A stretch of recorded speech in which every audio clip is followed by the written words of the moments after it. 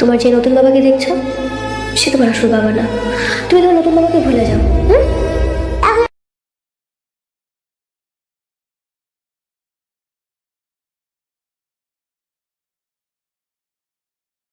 আমার আসল বাবা আমাদের সাথে কেন ঘুমায় না, খালি ঋতু আন্টিদের সাথে ঘুমায়।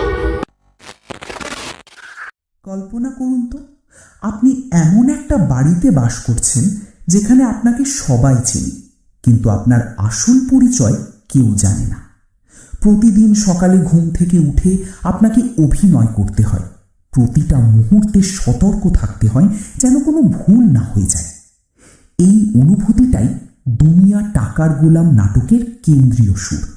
আর আজকের রিভিউতে আমরা এই নাটকের আবেগঘন দিকগুলো নিয়ে গভীরভাবে কথা বলবো।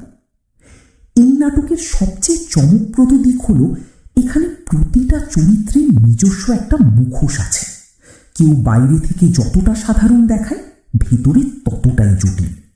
এই দ্বৈত সত্তার খেলাটাই দর্শককে বসিয়ে রাখে পর্দার সামনে, কারণ আমরা প্রতি মুহূর্তে অপেক্ষা করি কখন কার আসল রূপ বেরিয়ে আসবে। প্রধান চরিত্রটার মানসিক অবস্থা নিয়ে যদি কথা বলি, তাহলে বলতে হয় এটা এক ধরনের নিরন্তর সংগ্রাম।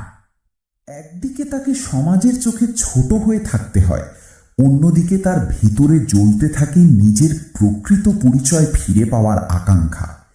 এই আকাঙ্ক্ষা আর বাস্তবতার মধ্যে দূরত্বটাই তাকে প্রতিনিয়ত কষ্ট দেয়।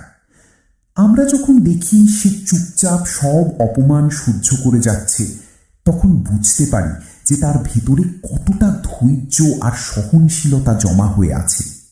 কিন্তু এই ধৈর্যেরও একটা সীমা আছে, আর সেই সীমা যখন ভাঙে, তখনই গল্পের সবচেয়ে নাটকীয় মোড়গুলো আসে। স্ত্রী স্বামীর সম্পর্কটা এখানে আরেকটা গুরুত্বপূর্ণ দিক।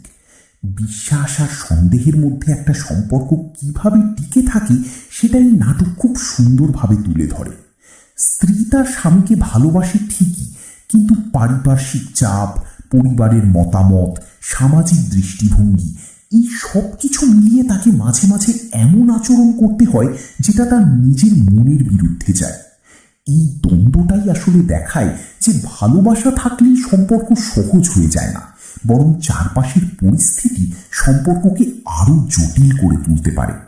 নাটকে আরেকটা লক্ষণীয় বিষয় হলো কিভাবে অতীতের স্মৃতি একজন মানুষের বর্তমান জীবনকে নিয়ন্ত্রণ করে। যখন কোনো চরিত্র তার অতীত ভুলে যায়, তখন তার চারপাশের মানুষগুলো সেই সুযোগে নিজেদের মতো করে বাস্তবতা তৈরি করে নেয়। এটা এক ধরনের মানসিক